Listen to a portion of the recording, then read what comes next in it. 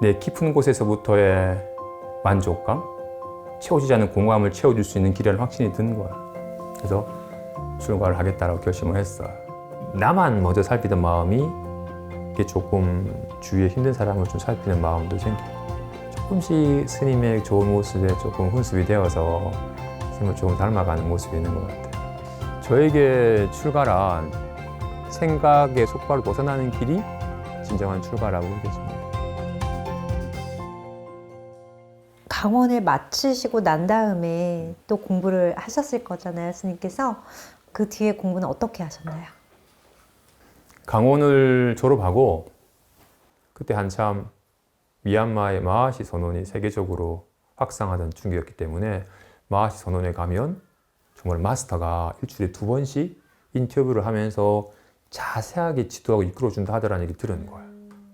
난 그게 필요하다 해가지고 그러면 미얀마 마하시 선원으로 가야겠다. 그런데 영어로 인터뷰를 한다네. 내가 영어는 중학교 때 이미 포기했었는데 그래서 그럼 어떡하지라고 고민하는 쯤에 그러면 그 마스터랑 인터뷰 해야 되니까 먼저 좀 영어 공부 좀 해야겠다 해가지고 뉴질랜드 어학연수를 갔어. 스님께서 뉴질랜드 어학연수를 가신 거예요? 갔어. 어머. 그래서 어학원에 등록을 해서 스님께서 어학원에 등록을 하셔서 등록을 영어 해서, 공부를 위해서. 영어 공부를 해서. 열정이 네. 대단하셨네요, 스님께서. 그 미얀마를 위한 과정이었던 거잖아요. 이 인터뷰를 위한. 놀고 먹어도 절에서 뒹굴어야지 절 밖에서 사는 건 전 너무 힘들더라고요. 졸더라도 자복에서 졸고 망상하더라도 예불하면서 망상해야지 정말 바깥 사람들이랑 섞여서 절 밖에서 생활하는 곳은 다시는 그런 시간을 갖고 싶지 않다고 생각될 정도로 저에게는 조금 많이 심리적으로는 조금 많이 번뇌로운 시기였었어요. 그래서 어학연수 6개월 마치고 돌아와서는 부처님께서 스님들이 어떻게 살아가라고 말씀하셨는지를 좀 배워야겠다는 생각으로 해인 유론에 가서 율장을 먼저 공부를 했어. 율장을 공부를 하고는 방학 때마다 마하시 선원에 가서 한 달간 비파사나 수행도 체험도 하고, 유론을 마치고는 은혜사 승가대학원에 조계종립 승가대학원이라고 거기서 3년간 공부를 하고 졸업할 즈음에 송광사에서 강사 섭외가 와서 송광사에 가서 학인들에게 사교감을 가리키는 강사 생활을 한 5년쯤 했고 5년쯤 했을 때 지금 여기 은사스님이 중창하신 금강암에 은사스님이 시봉이 좀 와서 살았으면 좋겠다라는 요청이 있어가지고 금강암에 오게 되었어. 어려서부터 마음 공부에 관심이 많았던 도산 스님은 따뜻한 카리스마를 지닌 선지식 정여 스님을 은사로 출가하셨는데요. 스님에게 출가는 몸에 맞는 옷을 입은 듯 편안하고 환희심 넘치는 일이었답니다. 은사 스님께서 중창하신 금강암에서 기도하고 공부하고 부처님 가르침을 전하는 생활 또한 매일매일이 즐거우시다는군요. 스님, 금강암에는 언제 오셨고 또 오셔서는 어떤 일을 하셨을까요? 제가 금강암에 온 지 한 만 12년쯤 된 것 같네요. 제가 금강암 오기 전에 송광사에서 강의를 하다 왔고 또 제가 공부한 걸 남들에게 전해주는 것을 좀 즐기는지라 산내 암자임에도 불구하고 그 일주일에 2번 화요일, 목요일 경전반이랑 선어록반을 개설해서 소그룹으로 같이 함께 어록 보고 함께 얘기 주고받으면서 공부하는 모임을 지금껏 이어오고 있습니다. 처음에 오셨을 때랑 지금이랑 좀 달라진 점이 있으실까요? 그때는 사숙 스님이신 정만 스님을 모시고 사시예불 직접 하면서 여기 총무소임을 맡았었는데 한 10년쯤 지나서는 사독 스님이 다른 거처로 가시고 제가 여기 감원으로 총책임을 맡게 되어서 전반적인 살림을 다 살펴봐야 되니까 이게 이제 매일 일과 마친 저녁 예불 마치고는 각 정각 다 둘러보고 좀 그 소원초 계시는 분들은 초가 잘 타고 있는지도 살펴보고 구석구석 소임을 맡으니까 구석구석 더 살피게 되고 또 신도님들 한 분 한 분 다들 건강하시고 삶이 편안하시기를 좀 더 진심으로 축원하는 마음이 생기는 것 같아요. 스님 특히 올 봄에는 이 범어사 금정불교대학에서 능엄경 강의를 하고 계신다 그러는데 그 매일 조금이라도 그 부처님 말씀을 전하려고 하신 거에서 또 더 나아가서 이렇게 강의까지 하시는 게 참 대단하다고 저는 생각이 들거든요. 근데 또 심지어 인기까지 많으시다고. 그런가요? 네, 그 비결이 어디에 있을까요, 스님? 제가 수업을 해보니까 수업이 잘 서로 교감해 가면서 다들 너무 만족해하는 수업이 될 때가 있고 좀 뭔가 좀 답답함이 느껴지는 수업이 될 때가 있어요.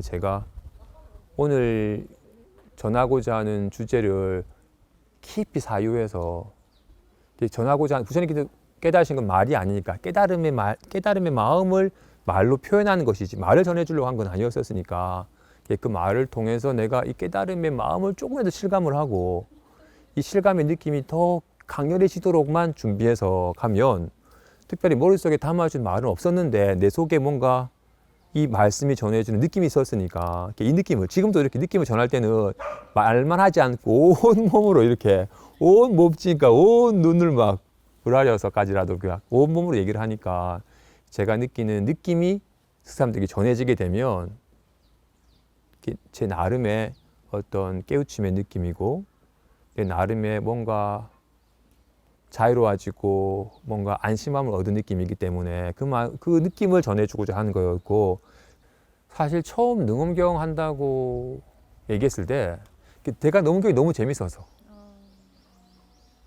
그리고 마음과 생각을 동일시하여 벌어지는 문제를 단번에 알아차리고 깨닫게 해주는 가르침이고 게다가 아난과 부처님이 문답으로 부처님께서 법을 설하는 게 아니라 아난에게 묻고 아난이 답함 속에서 아난이 잘못된 생각을 스스로 깨우쳐서 잘못된 생각을 버리고 아난이 내면서 직접 깨달음이 얻도록 부처님께서 이끌어 주신 거기 때문에 진짜 좋은데 근데 능엄경이 이게 사원절구로 개송처럼 표현되어 있다 보니까 그 개송을 한글로 번역하기 어려워서 한글로 번역이 되어도 뭔 말인지 몰라가지고 어려워하는 분들이 많았어요.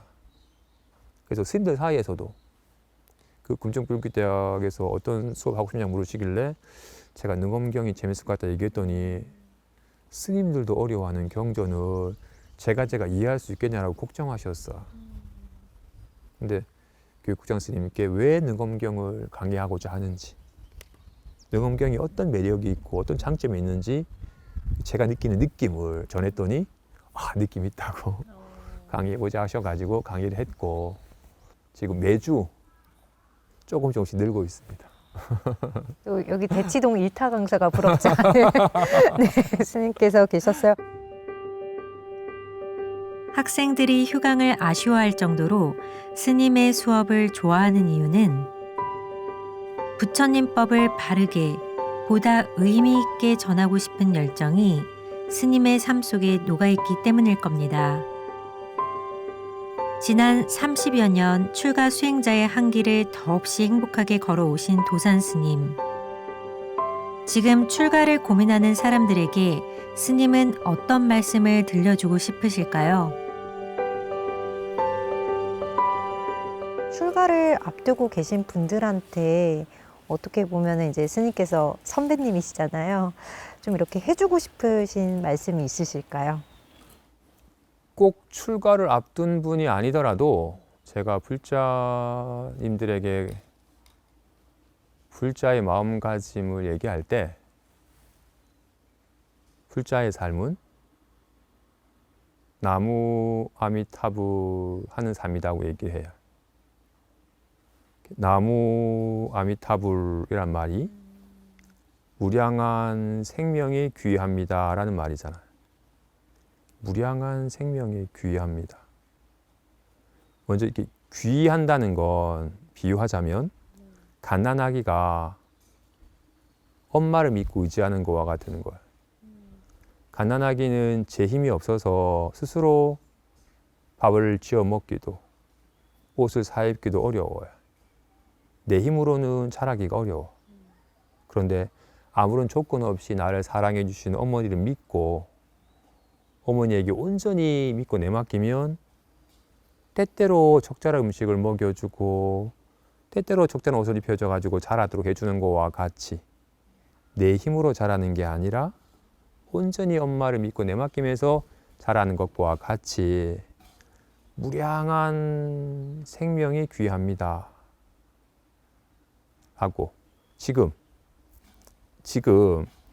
내가 보는 게 아니에요. 본인이 지금 눈을 부라리고 내가 봐야지 해서 보이는 거예요? 내가 애써서 듣는 거예요? 바람이 부니 시원함이 느껴져요. 내가 하는 게 아니에요. 이 생명의 작용으로 이렇게 보고 듣고 느끼는 삶이 일어나는 거예요. 내 힘으로 살아가는 게 아니라 이런 무량한 생명에 아무런 조건 없는 인연의 작용으로 삶이 펼쳐지는 거예요. 이 무량한 생명에 귀합니다. 또 이걸 비유하자면 소금 인형이 바닷속으로 걸어 들어가는 것과 같아요. 처음에는 드넓은 바다가 있고 소금 인형이 있었었는데 애가 바닷속에 들어가면 들어갈수록 소금 인형의 모습이 훅 녹아서 하나의 바다가 되듯이 처음에는 내가 있고 이 무량한 생명이 귀합니다라는 말로 나랑 무량한 생명이 둘이었었는데 온전히 무량한 생명이 온전히 믿고 내맡기는 삶이 실감이 되면 될수록 내가 하는 게 아니었네. 이 무량한 생명의 작용으로 일어나는 거구나라는 걸 통해서 온전히 무량한 생명에 내맡길 때 적절할 때 소리가 절로 들리고 때가 되면 배고프고 밥 먹었더니 배부르고 배부르니 졸립고 졸리니 자고 때 되면 일어나해. 내가 하는 것이 아니. 이런 불자는 이렇게 내가 하는 게 아니다. 나라는 것이 망상이다. 나라는 것을 세우기 때문에 무량한 생명으로부터 벗어나서 뿌리에서 벗어난 꽃은 금방 시드는 것과 같이 이 무량한 생명의 작용에서 벗어나면 고달프고 힘들어져. 내가 하는 게 아니다. 그래서 내가 하려고 애쓰는 마음이 점차 쉬어져 가는 것이 불자의 삶입니다. 진실로 애쓰지 않아도 인연 따라 펼쳐지는 묘한 삶이 있어요. 그걸 맛보면 그토록 막 애써서 구하려고 해도 얻지 못했던 삶이 도리어 구하려 애썼기 때문에 잃어버렸던 삶이라는 걸 알아서 구하는 애씀 없이 그냥 이전에 충실했는데 내가 생각지도 못했던 일들이 일어나고 얻어지고 벌어져요. 진실로 어머니의 사랑에 온전히 믿고 맡기면 내가 생각도 못했던 영양분이 좋은 이부자리가 주어져서 절로 자랍니다. 나무 아미타불 하는 마음으로 살아가는 것이 불자의 삶이라고 얘기를 합니다. 나무 아미타불, 무량한 생명에 귀의합니다. 바다로 들어가 바다 그 자체가 된 소금 인형처럼 부처님 법과 하나 되는 삶. 저도 그런 삶을 살고 싶습니다. 부처님 가르침을 가슴으로 만나고 싶다면 범어사 금강암으로 가보시라 권해드립니다. 그곳에 도산 스님이 계십니다.